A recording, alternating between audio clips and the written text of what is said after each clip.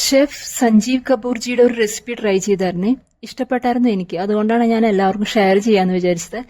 തവയിൽ കുറച്ച് എണ്ണ ഒഴിച്ചിട്ട് 2 സവോള കുനുകുന അരിഞ്ഞിട്ട് അതിലേക്ക് ഒരു 1.5 ടീസ്പൂൺ ഇഞ്ചി വെളുത്തുള്ളി പേസ്റ്റും കൂടി ഇട്ടിട്ട് ഒന്ന് നന്നായി വാട്ടിയെടുക്കുക.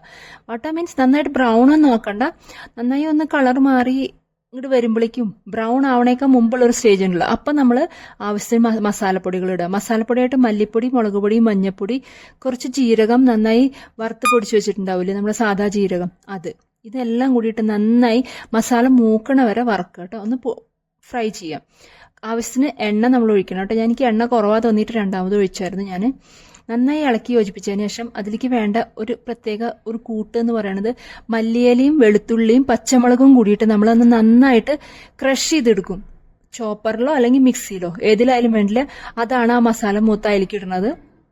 പിന്നെ നമ്മൾ ഒരു വലിയ ബൗളിൽ ഒരു ബൗൾ നിറച്ച് തൈര് എന്ന് പറഞ്ഞാൽ ഒട്ടും പുളി പാടില്ല.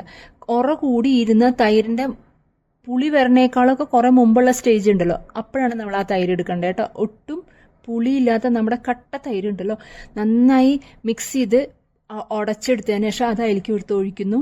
ഇളക്കി ഇളക്കി ഇളക്കി ഇളക്കി നിൽക്കുന്നു. കാരണം അതിപ്പോൾ തൈര് പൊട്ടി പോകരുത്, അതിന് വേണ്ടിയാണ് ഇളക്കി കൊണ്ട് നിന്നത് ഞാൻ. എന്നിട്ട് കുറച്ച് ഉപ്പ് അതിലേക്ക് ഇടുന്നു. പുളി പ്രത്യേകം ശ്രദ്ധിക്കണം, പുളി ഒട്ടും ഇല്ലാത്ത തൈരാവണം കേട്ടോ. അത് കഴിഞ്ഞ് നന്നായി ഇളക്കി യോജിപ്പിച്ചതിന് ശേഷം നമ്മൾ പനീർ ഞാൻ കുറച്ചൊരു ഡിഫറെൻറ്റ് ഷേപ്പിൽ കട്ട് ചെയ്ത് വെച്ചിരിക്കുകയാണ്. ഒരു ചെറിയതായിട്ട് നമുക്കൊരു ചേഞ്ച് തോന്നാനായിട്ട്, വേറെ ഒരു ടേസ്റ്റുള്ള കറി നമ്മൾ ഉണ്ടാക്കുമ്പോൾ നമ്മൾ എന്നും ഉണ്ടാക്കണ പനീർ കറിയുന്ന ഒരു വ്യത്യാസം, അതിനുവേണ്ടി ട്രയാങ്കിൾ ഷേപ്പിൽ കട്ട് ചെയ്ത് വെച്ചു. ഫ്രഷ് പനീർ, നല്ല സോഫ്റ്റ് പനീർ ആണെങ്കിൽ സൂപ്പർ ടേസ്റ്റിയാണ്. എന്നിട്ട് അത് നന്നായി അതിലേക്ക് ഇട്ടതിന് ശേഷം തൈര് ഇതായി വരുമ്പോഴേക്കും, തിളച്ച് വരുമ്പോഴേക്കും നമ്മൾ ആ പനീർ അതിലേക്ക് ഇടുന്നു. പനീർ അതിലേക്ക് ഇട്ടതിന് ശേഷം ഒരു 1/2 ടീസ്പൂണോളം ഗരം മസാല, ഫ്രഷ് ആയിട്ട് വീട്ടിൽ പൊടിച്ച ഗരം മസാലയാണ് ഞാൻ ഇട്ടിരിക്കുന്നത്. അതാണെങ്കിൽ നല്ലത് സ്മെല്ല് വരും കേട്ടോ. ഇട്ടതിന് ശേഷം നമ്മൾ ലെമൺ ജ്യൂസ് ഒഴിക്കുന്നുണ്ട്. അത് ഓപ്ഷണലാണ്. ആക്ച്വലി ഞാൻ അധികം ഒന്നും ഒഴിച്ചിട്ടില്ല. ഹാഫ് ലെമൺ എടുത്തിട്ട് കുറച്ചാണ് ഒഴിച്ചത്. അതും മുഴുവൻ പിഴിഞ്ഞില്ല. പക്ഷേങ്കിലും എനിക്ക് കുറച്ച് പുളി വന്നു, കാരണം എൻ്റെ തൈരിൽ മിനിമം പുളി ഉണ്ടായിരുന്നു അതിൽ. അതുകൊണ്ട് വേണമെങ്കിൽ മാത്രം ലെമൺ ഒഴിച്ചാൽ മതി. പിന്നെ നമ്മൾ അതിലേക്ക് ഒഴിക്കുന്നത് ഫ്രഷ് ക്രീമാണ് കേട്ടോ. ഫ്രഷ് ക്രീമും കൂടി ഇട്ടതിന് ശേഷം നമ്മൾ മിക്സ് ചെയ്ത് നന്നായി യോജിപ്പിച്ചതിന് ശേഷം എത്ര നമുക്ക് പറ്റുമോ അത്ര നമ്മൾ മല്ലിയില അതിലേക്ക് ആഡ് ചെയ്യാം. മല്ലിയിലയുടെ ഫ്ലേവർ നല്ലോണം വരണം. കാരണം ഈ പനീർ റെസിപ്പിയുടെ പേര് തന്നെ ലസൂണി ധനിയ പനീർ എന്നാണ് ഇതിൻ്റെ പേര് കേട്ടോ.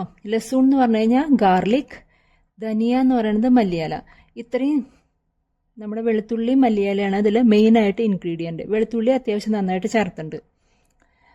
ക്രഷ് ചെയ്യുമ്പോൾ നന്നായി ചേർക്കുക കേട്ടോ. അടിപൊളി സൂപ്പർ പനീർ റെസിപ്പി റെഡിയാണ്. എല്ലാവരും എന്നും ഉണ്ടാക്കുന്ന പനീർ റെസിപ്പിന്ന് ഒരു ചെറിയ ഡിഫറെൻ്റ് ആയിട്ടൊന്ന് ട്രൈ ചെയ്യുക. ഇഷ്ടപ്പെട്ടവർ കമൻറ്റ് ചെയ്ത് അറിയിക്കുകയും ചെയ്യണം. Thank you. Please support my channel.